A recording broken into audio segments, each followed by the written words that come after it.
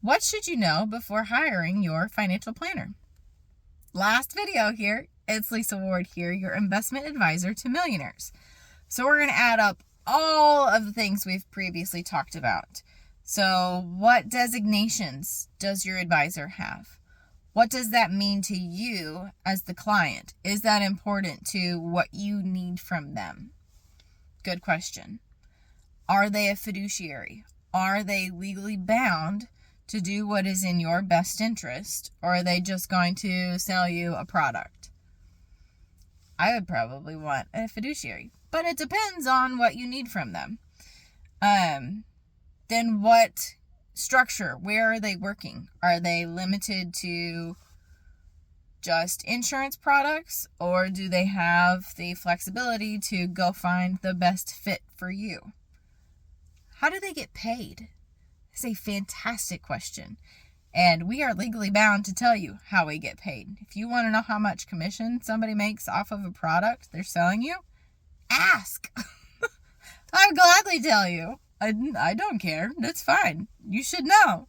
So, do we get paid from commissions? Do we charge a planning fee? Do we charge advisory fees? You ask these questions. This is very important. How do we come up with our plans? Do we use a certain planning software? What is our philosophy around investment management? Are we active? Are we passive? These are things that you should be asking. What kind of clients do we work with? What if there is a fit? We only work with doctors, and you're a doctor, well, then that might be a good fit for you. Or if we specialize in business owners with succession planning, like myself, and you fit in that category, then this might be a great firm for you. Not everybody is good for everyone, but this is why we should ask questions and get to know. What services are included for the fees that are being charged? How do you communicate with clients? Do you offer seminars? Do we meet, twice a year, 3 times a year, once a year? What does that look like? What kind of relationship do you want to have with your advisor? Do you want them bugging you all the time, or you've done all of the work on the front end, you get set up, and you're like, yeah, I'm good, Lisa. Just talk to me once a year. Maybe send me some info throughout the year, but don't bug me. These are things that we as advisors also ask you. It's, what's your preferred communication style? And then do you like the person? Because if you don't like the person, then why are you working with them? We also have to like you. So we're vetting you as a client throughout all of this process, the interview process. And do you trust them? Because at the end of the day, we see clients at their greatest and then at their worst.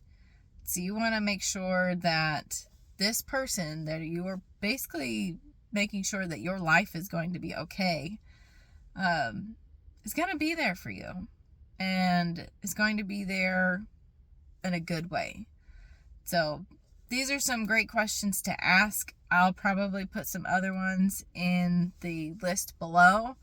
That way you can print that off and literally take it to your next interview. And I would interview a few. I am totally confident when clients are interviewing me, I ask, who else are you interviewing? And if I'm familiar with the firm, I will actually point out the differences, so that they can take those differences back to the other advisor they're interviewing and ask. I want you to be confident in your decision when you hire your advisor, and please hire an advisor, whether it's me or somebody else in your area or not in your area, because I work remotely. Please hire somebody. It's scary initially, but it's okay. We're here to hold your hand. You will be fine, but you need to know what you don't know.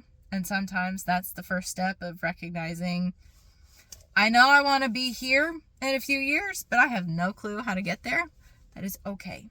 It's why we exist. So if you guys have questions, what should you know before hiring your advisor? Please let me know. I hope that this is on your goal list for this year, is to hire somebody. Do it. You can. I believe in you.